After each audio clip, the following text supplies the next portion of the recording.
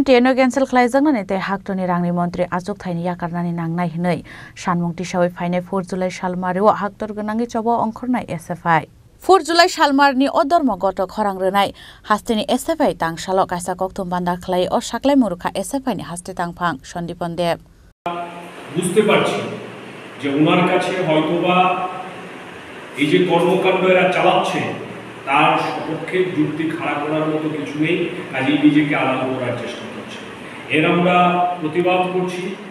তার সঙ্গে আমরা লক্ষ্য করছি যে বিদ্যাজ্যোতি প্রকল্পের নাম করে যে ঢাকঢোল সারা রাজ্যব্যাপী পেটানো হয়েছিল, গুণগত শিক্ষার কথা যেভাবে প্রচার করেছিল, গোটা শিক্ষা ব্যবস্থাকে আমূল পরিবর্তনের যে কথা এই সরকার বলেছিল, সে বিদ্যাজ্যোতি প্রকল্প বর্তমানে মুখ থুবড়ে পড়েছে।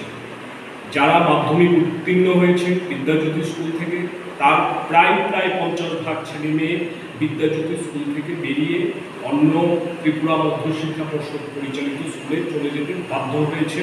কারণ আগামী যে বোর্ড পরীক্ষা, সে বোর্ড পরীক্ষা তাদেরকে ইংরেজি মাধ্যমে দিতে হবে। তাদের সেই রকম প্রস্তুতি না থাকার ফলে বাধ্য হয়ে তাদের নিজেদের স্কুল ছাড়তে হয়েছে। এর আমরা বিরোধিতা করি।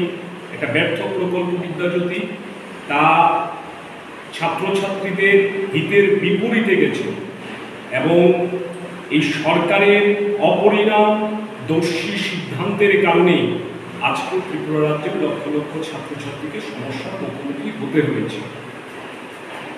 ফলাফল ঘোষিত হয়েছে স্কুলগুলিতে, স্কুলে এখনো বই পৌঁছায়নি।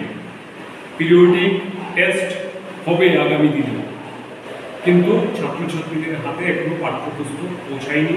শিক্ষক সংকটে আমাদের রাজ্যের স্কুলগুলি জেরবার। এই সমস্ত বিষয়গুলিকে আমরা এই ধর্মঘটে একত্রিত করছি। দেশের এই মুহূর্তে সব থেকে গুরুত্বপূর্ণ ছাত্রছাত্রীদের কাছে সমস্যা নিট এবং নেটে যে দুর্নীতি হয়েছে, যে অস্বচ্ছতার সামনে এসছে, তার প্রতিবাদ, শিক্ষামন্ত্রীর পদত্যাগ এবং আমাদের রাজ্যের মধ্যে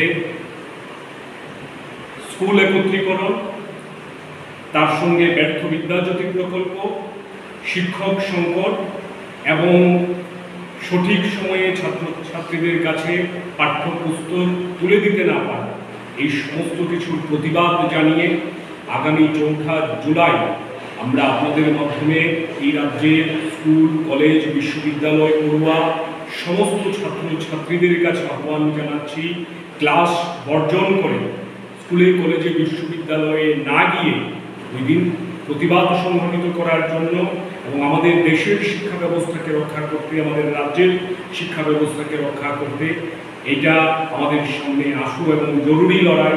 এই লড়াইয়ের সমস্ত অংশের ছাত্রছাত্রীদের এক হয়ে ধর্মঘট সফল করতে আমরা এসএফআই এবং ডিএসসির তরফ থেকে সকলের কাছে আহ্বান জানাই।